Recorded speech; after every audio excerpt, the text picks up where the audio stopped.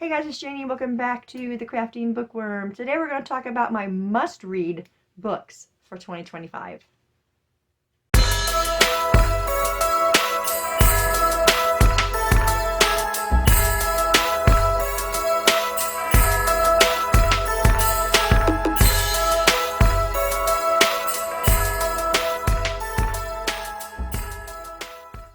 Hey, welcome back everyone. Welcome to my new subscribers. Thanks you guys for being here and hanging out.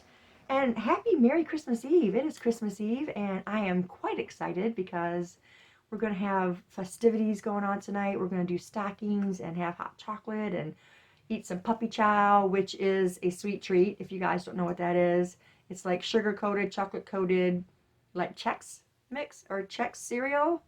My daughter loves to make it, and she's going to bring some of that. And we're going to play some games. And then tomorrow, the big day, we'll do our gifts. But anyway, that's not what we're here to talk about. We're here to talk about my must-read books of 2025. So let's just get started. So the first book that I have here is A Case for Christ. This is by Lee Strobel. I just hauled this book, if you guys watched my last book haul. This is a book that my sister was telling me about, and it's supposed to be really good. So we are going to buddy read this one together.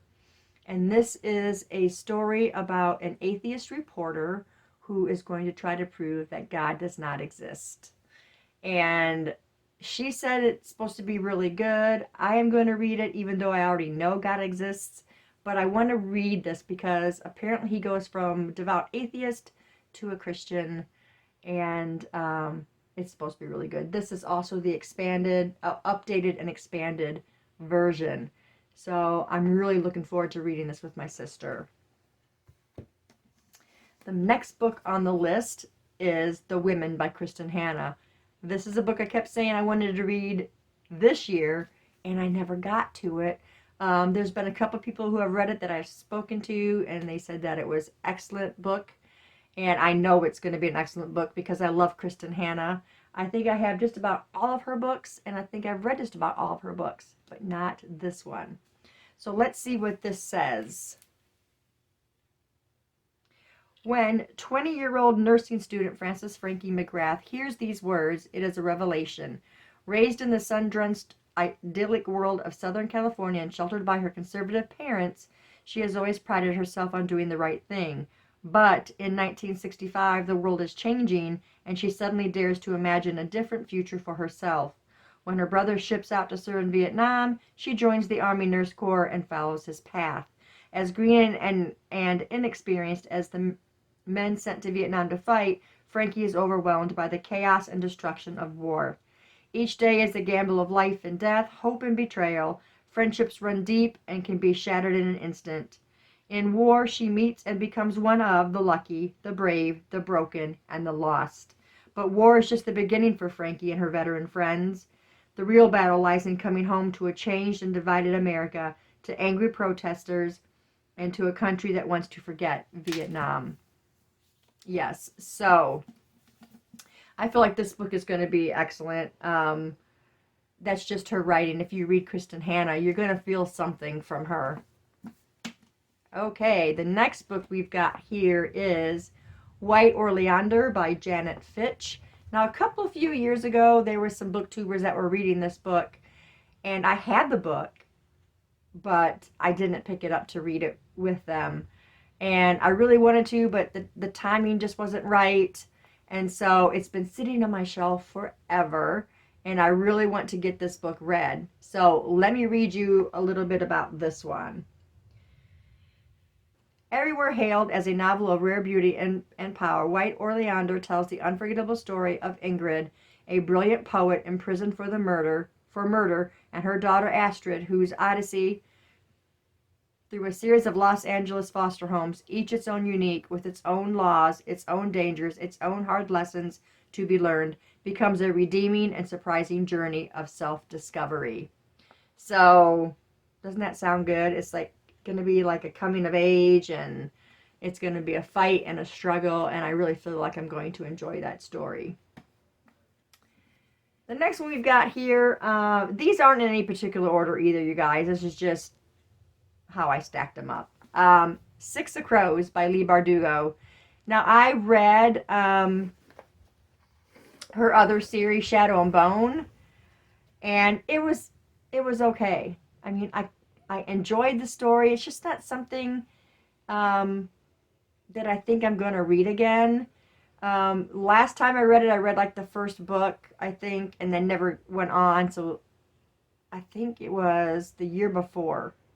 I think it was last year I actually read the first book, or actually read the whole series, because I just wanted to get it done, and I did it as a buddy read with my nieces, actually. And so she was talking about, one of my nieces was talking about the Six of Crows, and how she really absolutely loved this. And I've had this for quite a while, and I have the second book. I believe it's only a duology.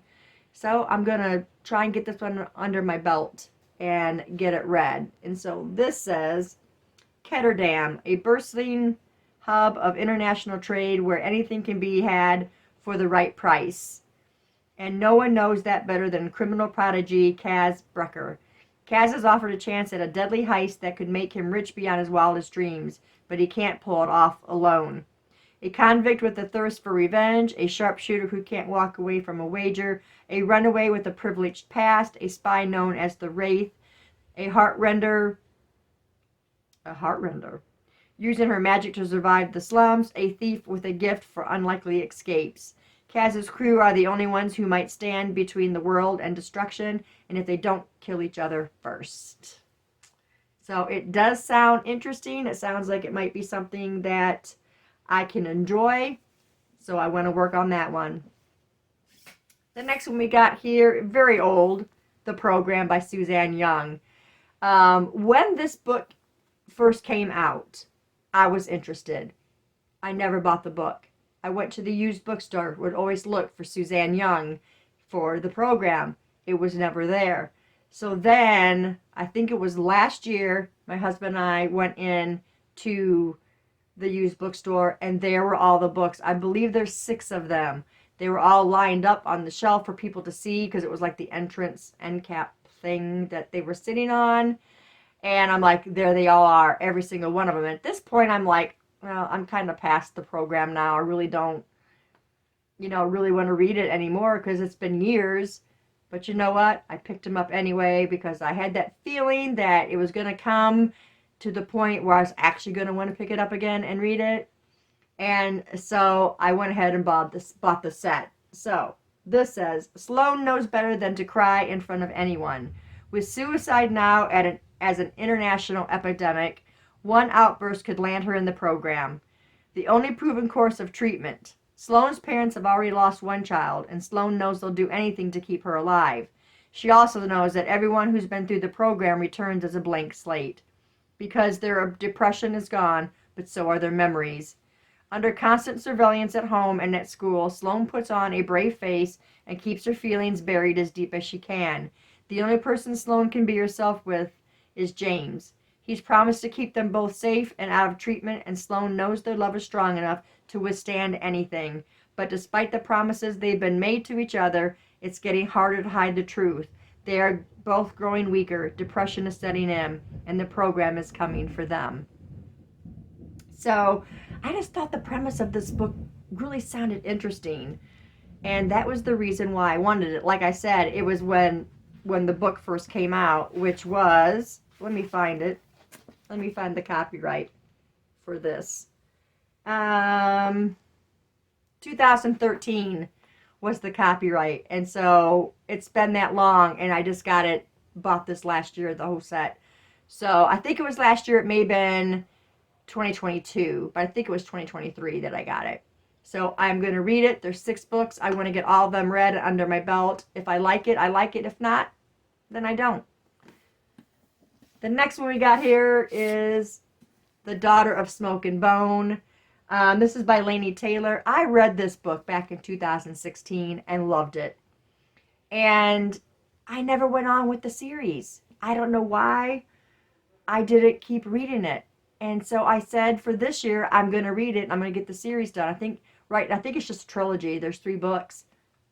Never picked them up and never finished it. But I remember really enjoying this. And this one says, Around the world, black handprints are appearing on doorways, scorched there by winged strangers who have crept through the slit in the sky. In a dark and dusty shop, a devil's supply of human teeth grows dangerously low. And in the tangled lanes of Prague, a young art student is about to be caught up in a brutal, otherworldly war. Meet Karu. She fills her sketchbooks with monsters that may or may not be real. She speaks many languages, not all of them human. And her bright blue hair actually grows out of her head that color. Who is she? That is the question that haunts her, and she's about to find out. So I remember really enjoying this book, but it's probably going to be like reading it for the first time because it's been so long, since 2016, like 8 years ago, I read this book. And I have all the books to the trilogy. I'm going to get them read in 2025. That's the hope. The next one we've got here on the list is the Crescent City Trilogy. This one is House of Earth and Blood by Sarah J. Maas. Look at this cover, you guys. I've read Throne of Glass. I have read the ACOTAR series. And now it's time for this one, because I've had this book for quite a while. I believe I got this one and the second one both from the used bookstore. And then the newest one I bought at Barnes & Noble. Just so I could have them all, because I thought this year I was going to read this trilogy. It's huge, you guys. Look at that. And it didn't happen this year. Just like the other ones, it didn't happen. It's going to happen in 2025. Okay, let's read what this one says. Bound by blood, tempted by desire, unleashed by destiny, Bryce Quinlan had the perfect life, working hard all day, partying all night, until a demon murdered her closest friends, leaving her bereft, wounded, and alone. When the accused is behind bars, but the crimes start up again, Bryce finds herself at the heart of the investigation. She'll do whatever it takes to avenge their deaths. Hunt Athalar is a notorious fallen angel, now enslaved to the archangels he once attempted to overthrow. His brutal skills and incredible strength have been set to one purpose: to assassinate his boss's enemies. No questions asked, but with the demon wreaking havoc in the city, he's offered an irresistible deal. Help Bryce find the murderer, and his freedom will be within reach. As Bryce and Hunt dig deep into the Crescent City's underbelly, they discover a dark power that threatens everything and everyone, and they hold dear, and they find in each other a blazing passion, one that could set them both free if they'd only let it. So, she just released the third book to this. I don't know if it's a trilogy, if it's a series, but she just released it this year, and that's really what kind of sparked me to want to pick up these books and read them. I think I'm supposed to read this as a buddy read with my daughter. So we'll see if that happens. But I'm getting to it this year. I definitely want to read this one this year. The next one we got here is A Curse So Dark and Lonely by Bridget Kemmerer. And I've had this one for a few years on my shelf and still have not read it. And I want to say, hey, I read that. I think it's just a trilogy. There's 3 books right now. I don't think any more is coming out. And it's just another one that I want to get read. This one says, fall in love, break the curse. Cursed by a powerful enchantress to repeat the autumn of his 18th year, Prince Ren, the heir to Emberfall, thought he could be saved easily if a girl fell for him. But that was before he turned into a vicious beast, hell-bent on destruction. Before he destroyed his castle, his family, and every last shred of hope. Nothing has ever been easy for Harper, with her father long gone, her mother dying, and her brother constantly underestimating her because of her cerebral palsy. Harper learned to be tough enough to survive. When she tries to save a stranger on the streets of Washington, D.C., she's pulled into a magical world. Break the curse, save the kingdom. Harper doesn't know where she is or what to believe. A prince? A curse? A monster? As she spends time with Ren in this enchanted land, she begins to understand what's at stake.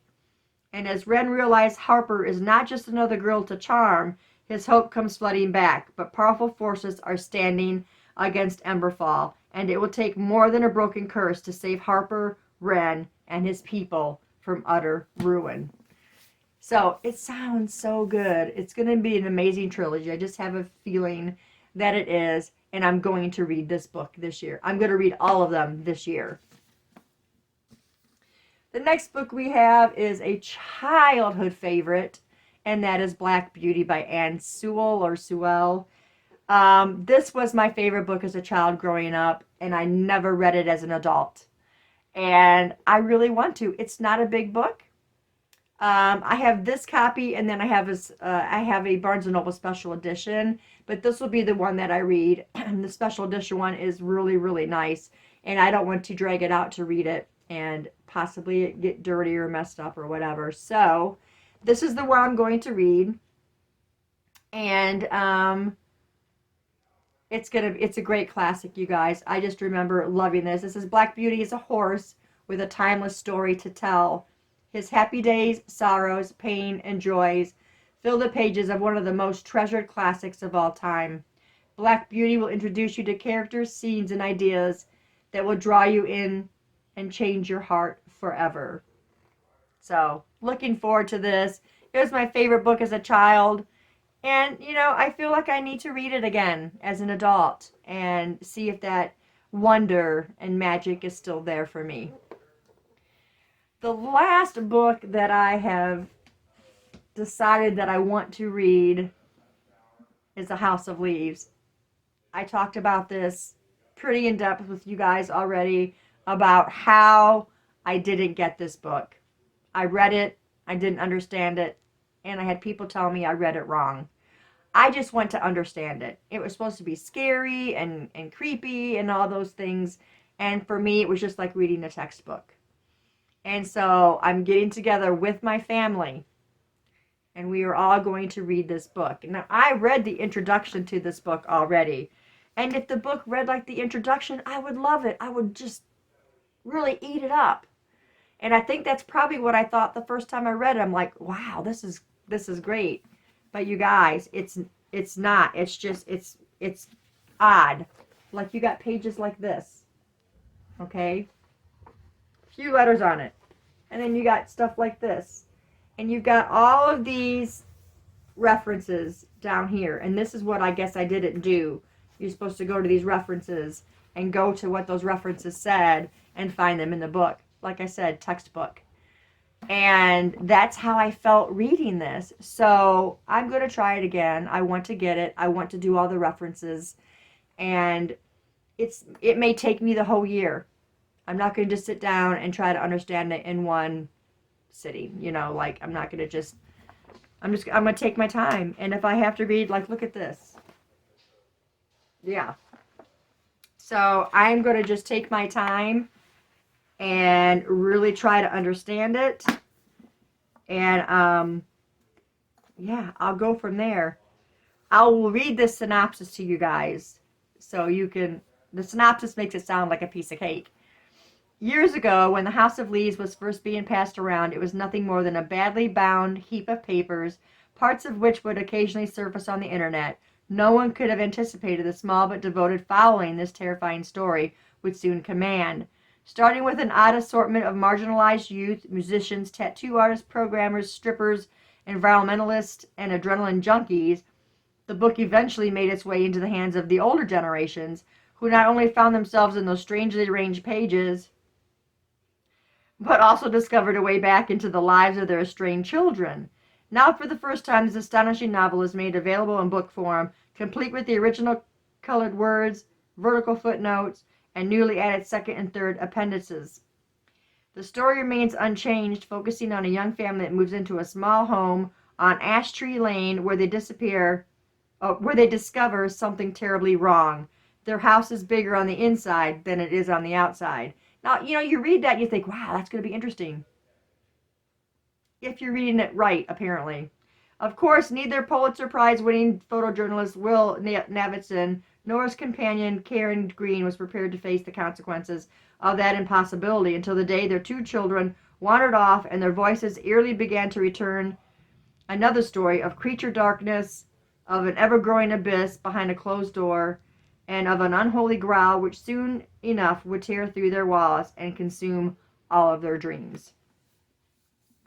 You know what? It sounds like a dream, doesn't it? Just like I said, the synopsis sounds like, wow, this is going to be amazing. And I just didn't get it. So I'm going to try it this year. I want to, however long it takes me, whether or not my family wants to follow along or not, I'm going to start my journey again in this book and try to understand what the heck I'm reading in that book. Because it is just, like I said, textbook. And anyway, you guys, those are the books and series that I want to complete in 2025. I know I can complete them all. I'm going to do it. This is what I'm doing. And I'm also going to complete my A through Z challenge. I did not complete it this year. I think I had 4 or 5 letters left, and I feel like such a failure on that. But this year I'm going to complete it. But yeah, those are the books. You guys let me know if you've read these books. Let me know what you're reading in 2025. I would like to chat about it. You can leave all that in the comments down below. Don't forget to smash that like button. Have a very, very Merry Christmas, you guys. That's all I have for you now. I'll see you in the next video. Bye.